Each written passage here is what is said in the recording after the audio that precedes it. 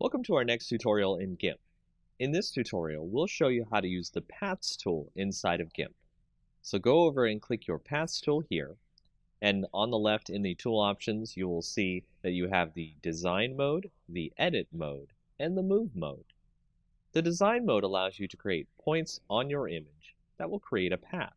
To connect the paths together so that way you create a completed path, go to Edit once you are finished clicking on the last point for your path, and then click on the starting point of your path.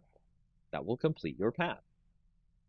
From there, you can move the path if you need to, and you can start doing a selection from the path or stroke the path if you need to. As a solid color pattern, you can set the pixels of the line, and so on. Another mode you can do with paths is you can create a new path where you can create a curvature to your path. And this allows people to create some very interesting and unique paths. To create this path, you must make sure that you have the polygonal option turned off. And that's a very basic way to use paths in GIMP.